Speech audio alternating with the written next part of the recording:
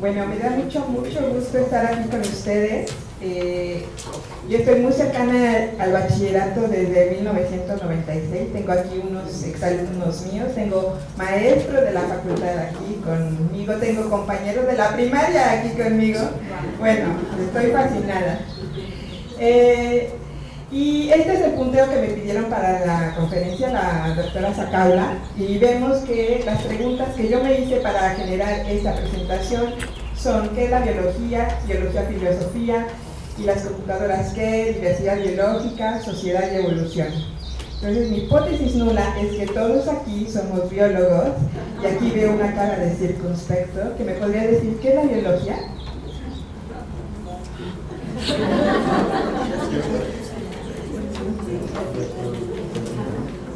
Es lo que estudia todo ser vivo, y me aclaró: yo vine de acompañante. Generalmente nosotros ponemos cierta presión con nuestros alumnos, así cuando nos acercamos y hacemos unos cuestionamientos, ¿no? Yo trabajo a nivel licenciatura, sí he dado clases a nivel bachillerato, muy pocas, en el Colegio Logos, pero efectivamente, cuando hablamos de biología, pues nos vamos a referir a todos los fenómenos, manifestaciones de la vida, ¿no? Y en este caso estamos viendo aquí una pareja de pájaros bobos de patas azules, están bien chidos. Entonces, cuando yo revisé los nuevos programas de bachillerato, tanto de la Escuela Nacional Preparatoria como del CCH, me percaté que efectivamente están centrados en la célula. Nosotros en biología, en la Facultad de Ciencias, en la licenciatura en biología, nuestra línea rectora es la evolución. Todo lo explicamos a través de la evolución. Ustedes también tienen la cuestión de la genética, la herencia, etcétera, y tienen la parte del ambiente, que hoy por hoy forma una parte fundamental, y han modificado sus planes de estudios de tal manera que actualmente esta parte, que el ambiente, forma una parte central. Lo que dejan un poco de lado, y a mí me llama particularmente la atención, pero entiendo que es muy extenso el programa, los programas de estudio, es la parte que tiene que ver justo con lo que nos platicaban hoy en la conferencia magistral, acerca de como los fenómenos que subyacen, las matemáticas, la física, la biofísica, que subyace a fenómenos naturales, y por supuesto la cuestión práctica, que hoy por hoy, bueno, vamos a tener algunas diapositivas que hablen de esto. Por ejemplo, la biología enfocada a la medicina, la física enfocada a mandar medicamentos por partículas que pueden llegar directamente a las células. Bueno, disculpen que esta diapositiva está en inglés, pero esto es como mi visión de lo que abarca la biología, desde los átomos, pasando por las moléculas, los organelos. Ya cuando hablamos de células eucariontes, cuando hablábamos de células procariontes, pues no tenemos núcleo y organelos. La célula, los tejidos, órganos, sistemas, el organismo, las poblaciones, las comunidades, los ecosistemas y el bioma, formando la biosfera. Entonces, si se dan cuenta, tenemos, bueno, ustedes tienen que abarcar, porque afortunadamente en la carrera de biología tenemos muchísimas materias para abarcar cada uno de estos aspectos, pero ustedes en el bachillerato, hipotéticamente, tendrían que abarcar todo esto, que es una tarea enorme y que es un reto, y hay que ver cómo lo vamos a abordar, ¿no? Entonces, bueno, las moléculas, pues se dice fácil, ¿no? Que la química orgánica nos ayuda muchísimo, los tipos de enlace también. Ya cuando hablamos de cuestiones más complejas, cómo se unen estos átomos para formar diferentes moléculas. Obviamente que yo tengo un sesgo enorme, porque me dedico a la genética, y la molécula de la vida es esta que estábamos viendo, constituida por 4 bases nitrogenadas, adenina, timina, guanina y citosina, que conforman al DNA. Pero esta molécula de la vida tiene diferentes características y se comporta de distintas formas. ¿En qué sentido? O sea, la estructura es la misma, no cambia. Escherichia coli es un procarionte que no tiene núcleo, Y aquí tenemos un organismo eucariota celular que tiene núcleo y tiene DNA. ¿Y el DNA qué pasa? Nosotros de qué estamos hablando cuando hablamos del DNA, particularmente en eucariotes. Aquí tenemos al jaguar, que está en peligro de extinción en México, y vamos a hablar que hay características heredables que no nos da la secuencia de bases nitrogenadas del DNA, que nos da una característica heredable que no está directamente en el DNA. ¿Qué hay? ¿Alguien? ¿Alumnos, profesores? Les estoy hablando de la epigenética, de la remodelación de la cromatina, del silenciamiento de genes. Entonces, bueno, comúnmente en el metabolismo, pues espero que nos acordemos que tenemos genes constitutivos y facultativos. Todo el tiempo estamos encendiendo genes, y ahorita si pienso en comida, bueno, yo empiezo a salivar y empiezo a generar insulina, y si como azúcar, obviamente ya el páncreas me va a decir, es el momento, ¿no? En todas nuestras células están encendidos diferentes genes. Y de repente, bueno, yo me dedico un poco de genética de las mariposas, cuando hablamos a nivel macro, como que es muy sencillo decir, bueno, el ambiente, se está deteriorando el ambiente. Cuando hablamos de ecosistemas, sí podemos ver visualmente, podemos tener imágenes visuales que nos van a llevar a algo con lo cual podemos tener empatía fácilmente, como las islas de basura, o hay un video que ha corrido en YouTube que tiene muchísimas visualizaciones de una tortuga que tiene insertado un popote, ¿no? Nosotros decimos, no hay que hacer eso, no hay que utilizar popotes de plástico. O esta imagen del cambio climático global, en el cual pues está el oso polar y vemos, o sea, se están derritiendo los glaciares de forma impresionante. No es así cuando nosotros tratamos de explicar conceptos como transgénicos o como epigenética, pero sí está permeando en los periódicos, ¿no? El 17 de febrero de este año salió esta noticia, ¿no? Nuevas trampas transgénicas, cultivos transgénicos son de alto costo. Esta es del 10 de abril, o sea, apenas ayer salió esta noticia. Más allá de la genética, la epigenética y el cáncer. Entonces, las palabras epigenética, las palabras regulación de la expresión génica, etcétera, están aquí ya en las noticias, ¿no? En la medida en que ocurre este fenómeno llamado epigenética, ¿no? Entonces, ¿cómo personalizar una dieta y ejercicio contra la obesidad? Porque sabemos que podemos modificar la expresión de genes a través de la dieta.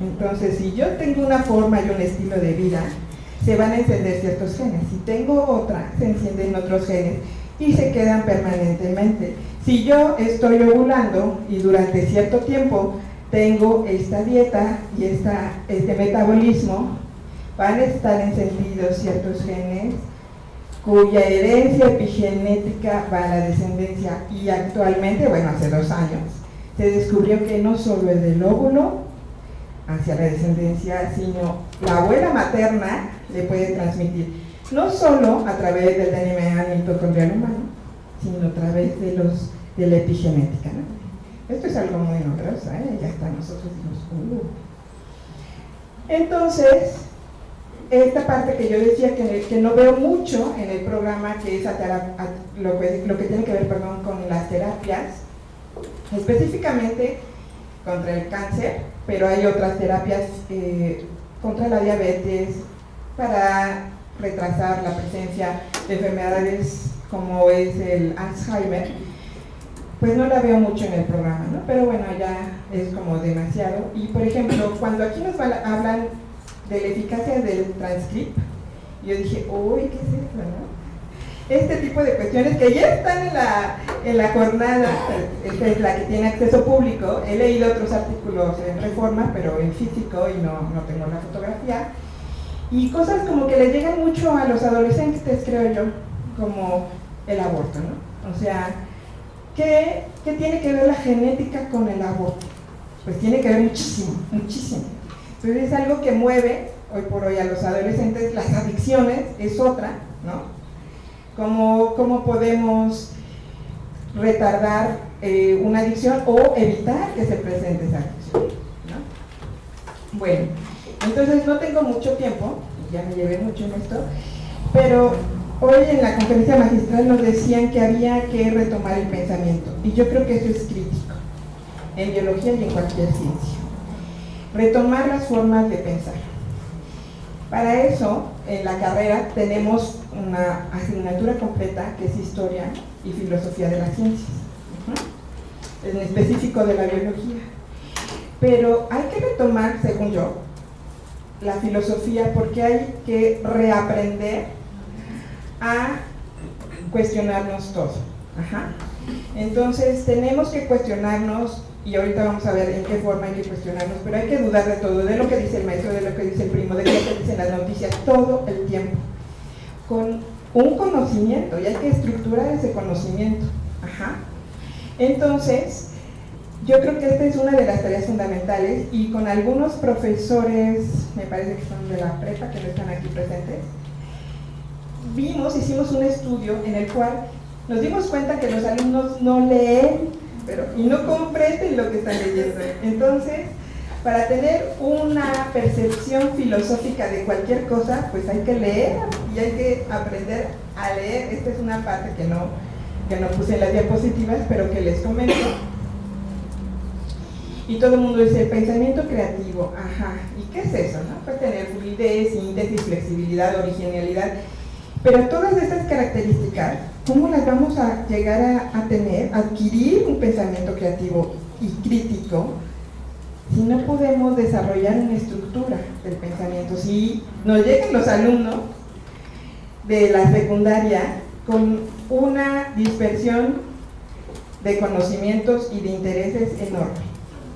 Esto es lo que vi en la televisión justo el lunes, hablado por el rector de la Universidad de Salamanca, Ricardo Rivera Ortega, que nos dice, necesitamos estructuras del pensamiento que les permitan a los estudiantes aprovechar las oportunidades que el conocimiento ofrece desde el punto de vista del desarrollo individual, pero también que hagan comunidad.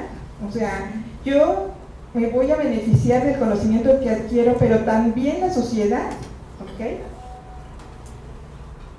Hay una revista que se dedica a esto, que es Biología y Filosofía, y el 45% de los que publicaban eran maestros. Entonces ahora que nos piden, hay que tener, pues por lo menos yo les sugeriría que leer alguno de los artículos, aunque sea por curiosidad. Por ejemplo, aquí habla de la defensa de la biodiversidad, ¿no? En esta revista. Y sí es una cuestión filosófica. Yo puse aquí la pregunta y las computadoras pero hoy por hoy las computadoras, los celulares, las tabletas, etcétera, etcétera, los alumnos que hablan los estilos de aprendizaje, tú eres muy visual, tú eres muy, etcétera, hoy por hoy, para que te incorpores socialmente en un grupo, tienes que tener un celular. O sea, si no estás con un celular, ya estás en el inframundo. Entonces, los alumnos tienden a tener un celular, una computadora, una tableta, y son muy visuales. Aunque mi estilo sea más de reflexión y de lectura, etcétera, pues voy a leer en mi computadora, voy a leer en mi tableta, voy a aproximarme a la información, que es un mundo de información, a través de estos medios. Y entonces también el rector de la Universidad de Salamanca decía, no hay que confundir la información con el conocimiento, porque aquí podemos lanzar una pregunta en Google o en Google académico y vamos a tener infinidad de respuestas. Y depende si hacemos la pregunta en español o en inglés o lo que queramos. Vamos a inundarnos, así como esta diapositiva en la que veíamos las islas de basura, así yo veo de repente el internet. Entonces, ¿cómo vamos a discriminar la información certificada, valiosa, y vamos a aprovecharla? Ahí es la labor del profesor. lamento decirles. Los maestros, o sea, el alumno busca en lo que sea, y muchos profesores me han dicho, es que Wikipedia es horrible. Le digo, no, espérame.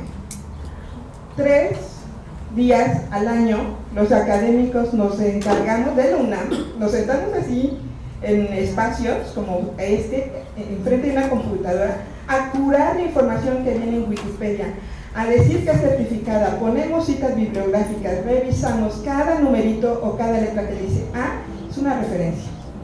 Y la UNAM en particular se encarga de curar esa base de datos. Entonces, hay que andar con cuidado con Wikipedia, o sea, tiene información muy valiosa. La que está en rojo, esa sí no está curada, esa quién sabe quién la puso, y ustedes mismos pueden ser curadores. Le piden, solicitan permiso, demuestran con su número de trabajador, o no me acuerdo exactamente porque nosotros hicimos un taller y a todos nos incorporaron, pero todos pueden curar esta enciclopedia. Y para los maestros también es un mundo de información, o sea, hay en EMI bases de datos que te dicen cómo dar clases, que te dicen qué recursos usar, de sitios certificados, la mayoría en inglés, la mayoría estadounidenses o ingleses, y te dicen, hasta te dan planes para las clases gratuitas. Ok, perfecto, ¿cómo lo voy a incorporar? No sé, pero ¿cómo enseñar biología? Por supuesto. En CBI, ¿qué estamos enseñando, no? Hay otros sitios donde tienes que pagar para adquirir la información. Dice, sí, está buenísimo, pero inscríbete y paga X cantidad, ¿no? Enseñar con tecnología, este es un punto en el que quiero poner atención, porque los laboratorios virtuales o presenciales, pues depende. Pero lo que tenemos que integrar nosotros para poder transmitirlo a los alumnos, para que ellos a su vez puedan generar, son preguntas científicas. Dependiendo de mi pregunta científica, voy a poder utilizar un laboratorio virtual o uno presencial, porque si yo me pregunto algo del ecosistema, va a estar difícil. O qué pasa en 20 generaciones en Escherichia coli si yo induzco una mutación puntual en el gen que codifica para X cosa.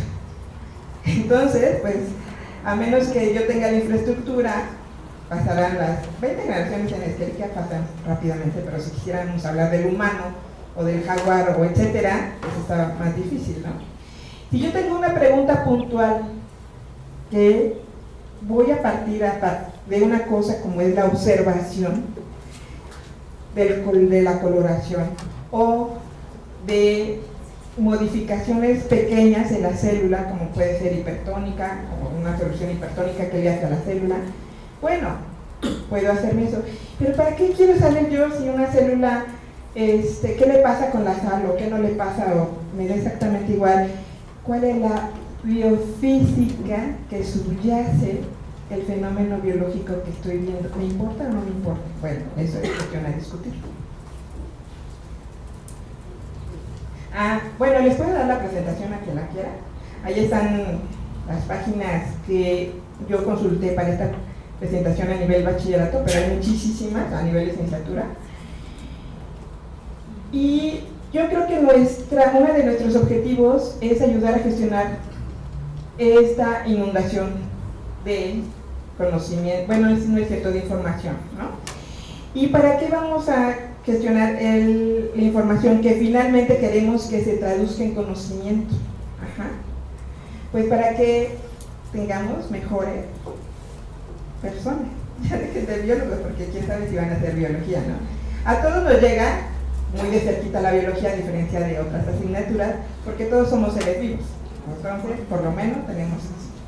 La información desordenada y caótica, podemos dar un taller solo para cómo buscar información certificada, confiable, accesible y de preferencia en español, porque sí estamos muy sesgados a todo lo que viene en inglés. Hay también páginas muy buenas en francés. Y hay una cosa que a mí me llama mucho la atención, que he escuchado de varios profesores de licenciatura y bachillerato, que dice, hay maderas que no agarran el barniz. Yo que tengo una audiencia de 20, 50, lo que sea, tengo alumnos y entonces yo me voy a dedicar a los mejores, a los que me prestan atención, y los demás, o sea, hay que llegarle a la audiencia. Ajá. Como ustedes que son profesores, deberíamos tener alguna que otra estrategia didáctica, pues para llegar a estas personas que se la pasan en el celular o que se la pasan, esa urgente maestra, típico. Ahora, hablando de diversidad, sociedad y evolución, les decía que nuestra línea rectora en la carrera de Biología y la Evolución, y que yo he visto que, al menos en contenido, ha decrecido en sus programas. Ajá. No es exactamente la filosofía, ahora sí que la filosofía que va detrás de eso, pero hoy por hoy hay un movimiento muy fuerte en Estados Unidos en contra de la evolución. Entonces, a lo mejor ustedes me pueden explicar cómo es que esta cuestión de evolución se está manejando en el bachillerato, ¿no? En México, pues tenemos a la CONABIO, que se dedica a estudiar exclusivamente la biodiversidad mexicana. O sea, ¿qué está pasando en nuestros ecosistemas? ¿Cómo podemos mantener, conservar un bosque sin violentar a las comunidades que se mantienen de la madera de ese bosque? O sea, es muy fácil decirles, ¿sabes qué? Esto va a ser una reserva. Ajá, y bueno, y luego, ¿de qué nos vamos a mantener? ¿Cómo vamos a calentar nuestro hogar? O sea, no es trivial hacer un manejo sustentable de nuestros recursos naturales. Entonces, esta conciencia, o sea, nos va a ayudar muchísimo la filosofía si nos cuestionamos, si nos preguntamos desde nosotros mismos, nuestras acciones, cómo afectan al compañero, cómo afectan al salón, cómo afectan a una comunidad entera, es importantísimo. La Comisión Nacional para el Conocimiento y Uso de la Biodiversidad tiene muchísima información en línea disponible para que nosotros podamos consultar.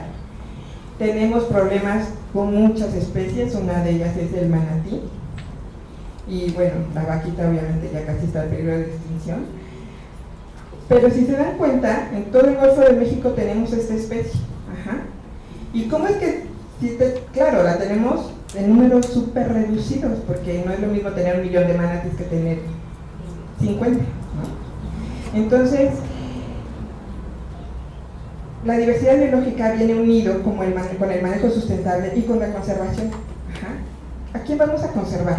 A las especies que están en qué etapa de su desarrollo evolutivo, entre comillas, o no tiene nada que ver la evolución con esto, o vamos a conservar la diversidad biológica, o no vamos a permitir que el cultivo de maíz transgénico porque vamos a perder la diversidad, o es urgente dejar de importar maíz de Estados Unidos, que es transgénico, para hacer nuestras tortillas, y en consecuencia tenemos que incrementar la capacidad de tener cultivos mexicanos, con transgénicos o sin transgénicos.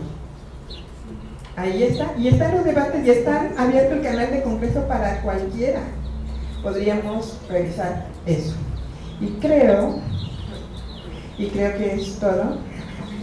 Entonces, pues lo dejo ahí con la imagen del manatí. Y pues muchas gracias.